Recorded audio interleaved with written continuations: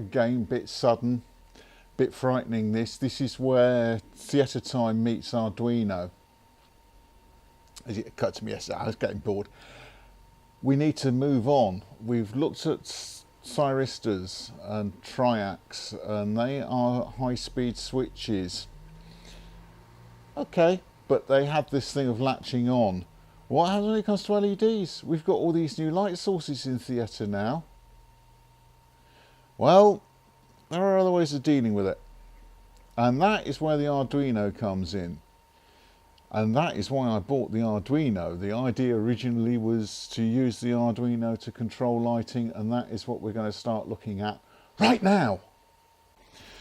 Right, we're going to build a simple demo using the Arduino, a white LED, at least I hope it's white, a few jumper cables, current limiting resistor. I can't move stuff up because the camera's fixed focus.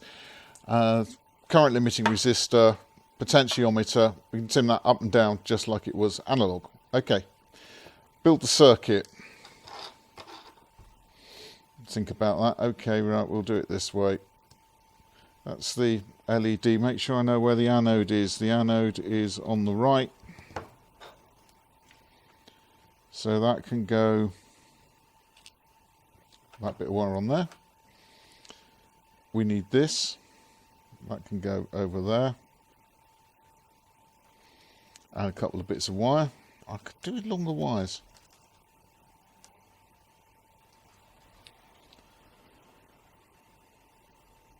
We're going to use it as a potential divider, so we're going to, just one moment.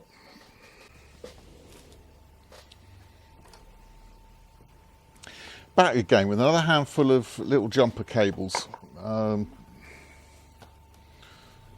Hopefully some of these are a bit longer than some of them are, but oh, there we go. Notice I don't worry too much about what colours what. I do worry about whether they're in the right hole. They are. Right, that can go to the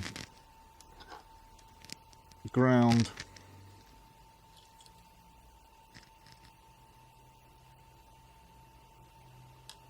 And 5 volt.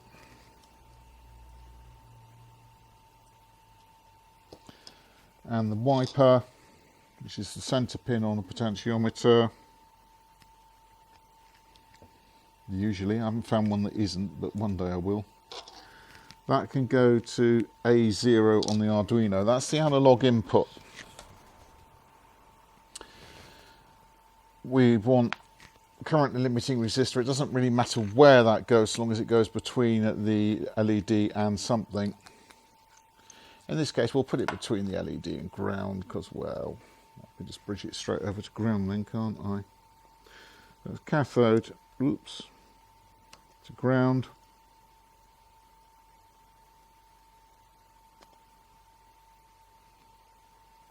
We might be having some bad words in a minute. Oh, there we go. That needs to go to... Actually, if we do this, we can put the ground bus to ground, and then we can put that one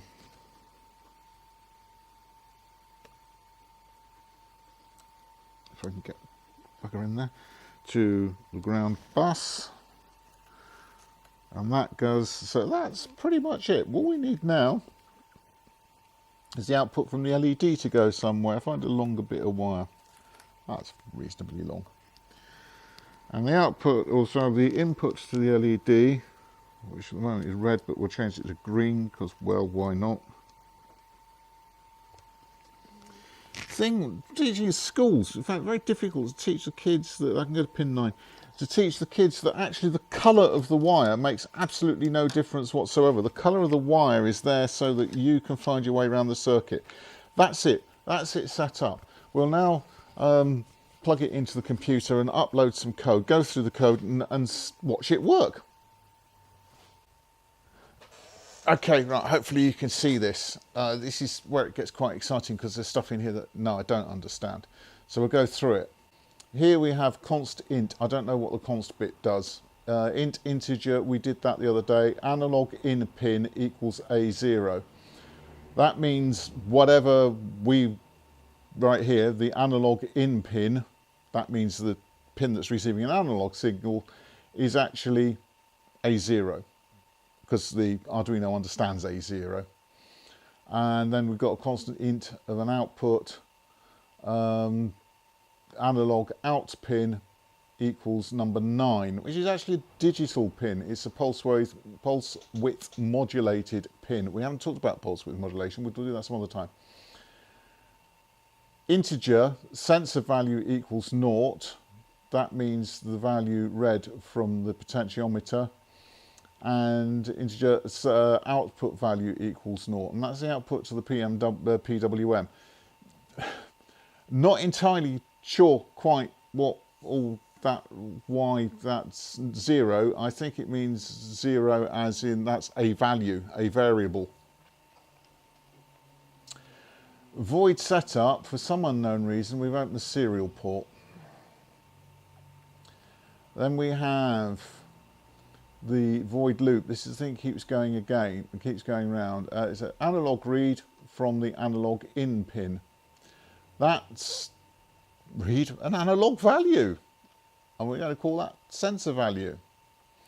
An output value is map sensor value 0 to 1023, or 1 to 100 as 1024 if you're thinking binary. Yeah, that's a power of 2, as is this one. 0 to 255 is actually 1 to 256, which is also a power of 2, but I can't be bothered working out what they are. Analog write is the analog output pin to output value, and that's the output value there, which we've just defined. Print the results of the serial monitor. Something missing here, isn't there? No. Print the results of the serial monitor. So it prints sensor value, and serial print. I don't know what that means. Output. It prints the output value. Delay 2. That's something to do with anti-bouncing. I'll plug it in, upload it, and see what happens. Just one moment. Right, again, slightly change the camera angle. We can now see the board, or we can see the Arduino sat there. We can see the LED, and we can see the potentiometer in the gloom. But if I have it any brighter, you won't be able to see it dim. And if I turn the potentiometer like so, oh look, the LED lights up. Oh, it's so exciting. And it goes up to full, and it comes down again. Yeah. So we've now got the Arduino taking an analog input signal, doing clever digital stuff with it, and chucking it out to an LED. We've got an LED dimmer. Wow. Something that works. I'll just have a look, see if the serial port does anything interesting, and if it does, I'll tell you. If it doesn't, I won't. Well, I will. Okay, we've looked at the, let's just, yeah, because I think I said brilliant. I've looked at the serial monitor. All it does is squirt out a list of numbers corresponding to the input and the output. Boring as hell. We'll not look at that. That's the start of dimming for us using an Arduino. The Arduino is now going to start becoming hopefully a bit more exciting when I've worked out how to get it to do other clever things like this.